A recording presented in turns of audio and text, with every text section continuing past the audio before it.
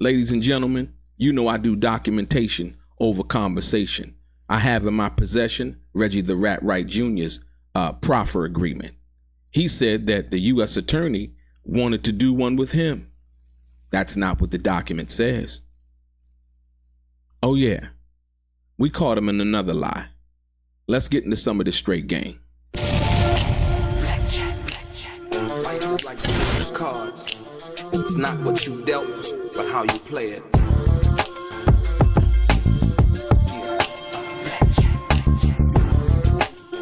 Play each situation correctly. I remember they used to laugh at a brother.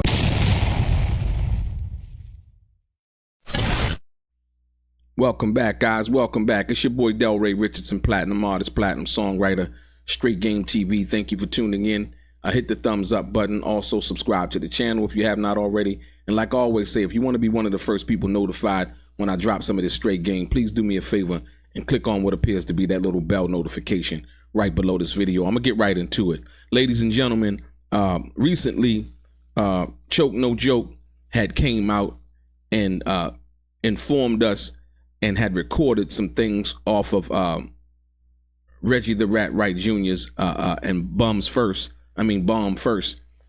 Lies First, or whatever you want to call it. Like I said, from their channel on YouTube, right? And Reggie had admitted that he had immunity, and he said, "I have immunity, but I really need to see what it is that the kind of agreement that I did with Greg Kading." You remember when I was arguing with Greg Kading, he was saying to Gullible John from Bomb First. Well, ladies and gentlemen, we actually have a copy of what it says. As of recent, they did a video over there on that channel, and they were trying to explain that the U.S. attorney offered Reggie the Rat Wright Jr. a proffer agreement, but he didn't sign it. That's not what it says. Let's get right into it. I'm going to take you right there to the document. Look here. Here it is right here, ladies and gentlemen. Here it is right here. Now, April 14th, 2009. Has the lawyer, right? See, Reggie tried to show you this from afar. I'm going to let you see it up close. Now, let's do it like this. We're going to scroll down the document, right? Okay. As you see, from the United States Attorney, Central District of California, April 19th, there's the lawyer's name, the law office, and all of those things, right? Check this out now. It says, "You have been advised that your client, oh, let me make this a little bit bigger so that y'all can really see what I'm proposing here. You know what I mean? Here it is. There you go. Now, you have been advised that your client, Reginald Wright, wishes to meet with the United States Attorney's Office for the Central District of California, this office, for the purpose of making a proffer in connection with the above referenced matter.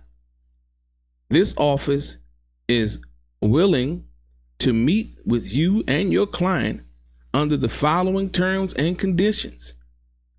You and your client understand that A, this agreement binds only you, your client. This office, it does not bind any other law enforcement or prosecuting authority. Law enforcement personnel will be present at the meeting, the meeting that you're invited by this office.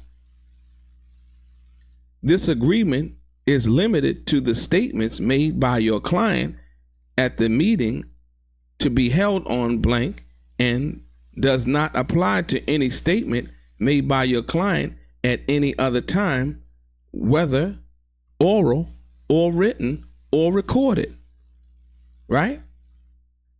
D, any information provided by you on behalf of your client is covered by this agreement as if it had been provided by your client. Wow. E, this agreement does not provide any protections to your client, not expressly set forth herein. 2, your client will respond truthfully and completely to any and all questions put to your client at the meeting. 3, except as otherwise provided in paragraph 4, 5, 6 herein, the above captured case, and in any other prosecution that may be brought against your client by this office. I only have the first page. That's all I need. I don't really need, because the other stuff is basically the thing that I'm most attracted to here is Reggie tried to make it seem as if that they wanted to do a deal with him. And what the letter basically says, you have advised me. They talked to the U.S. attorney, and they wanted to do a deal. You have advised me that your client, Reginald Wright, wishes to meet with the United States Attorney's Office for the Central District of California, this office, for the purpose of making a proffer in connection with the above referenced matter. This office is willing to meet with you and your client under the following terms and conditions. Ladies and gentlemen, Reggie the Rat Wright Jr. tried to show us a copy that was unexecuted. We know for a fact that he can't be trusted with nothing that he really, truly, honestly says. We know for a fact that this documentation right here is a real document with the date and so on and so forth.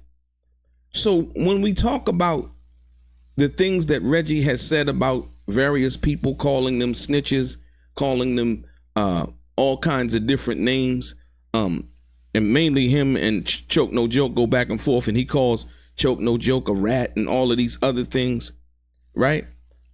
This paperwork right here confirms to me, well, he's already confirmed it out his own mouth that he said the only time I cooperate with FBI is against crooked mayors and niggas that he don't like. That's what Reggie said out of his own mouth. But this documentation right here, this is powerful, man, right? It says, you have advised me that your client, Reginald Wright. So evidently Reggie's lawyer reached out to the U.S. Attorney's Office and wanted to do a proffer agreement. He wanted immunity, or basically what they would call a queen for a day deal, right? Now, this was the unexecuted copy, if you will. So now, we don't know if the copy was executed or not, but that's not even the point. The point of the fact of the matter is, and I know many of you guys are not surprised, is the fact that Reggie did a proffer agreement. For what? It had to do with the Biggie Smalls murder. And so, like I told you before, the Teresa Swan thing, whoever she is, and all of that stuff, and whatever that relates to, I understand, right? But you got to understand, when the first situation first came down, Reggie said that the Teresa Swan called him up and said, Reggie, they got me. Why would she call Reggie? Why would Reggie be offered a proffer agreement? What did he know? Who did he tell on? See what I'm saying? He's been running around calling everybody else snitches and bitches and, Genie and, somebody ratted. This here is documentation of information. I don't even have to see this signed copy. The fact that I seen this copy with his name on it and that he wanted to do a proffer agreement tells me all I need to know. So the other day they did a video and they had the document. When you do a document, right? I'm gonna tighten it up for you. So I'm gonna show you how they did it. They did it like this. They did the document like this. No, a little bit smaller than that. It was like this. so you couldn't actually read it, right? But here, when you make it close up and you blow it up, right? When you blow the document up, you can clearly see what it says. Your client, Reggie Wright, wishes to meet with the United States Attorney's Office for the Central District of California. This office for the purpose of making a proffer in connection with the above referenced matter. That's all you really need to know. And so, once again, Reggie has been obfuscating. Reggie has been lying. Reggie has been disrespecting people, calling people names, making salacious allegations against people that he can't back up with paperwork, when we have the paperwork right here. So when I say Reggie the Rat Wright Jr., not from only what he said out of his own mouth, but from proof, paperwork like this. This is just the unexecuted copy of the agreement. See, he executed it and sent one copy, and they copied that. I'm gonna keep this one so I could say that I didn't do it from that perspective. April 14th, 2009. That's all you needed to see. The rest of it is whatever lie he wants to come out and tell us now. For all of the names that he called me, for trying to sue me for copyright infringement and defamation and all of those things were baseless and fraudulent.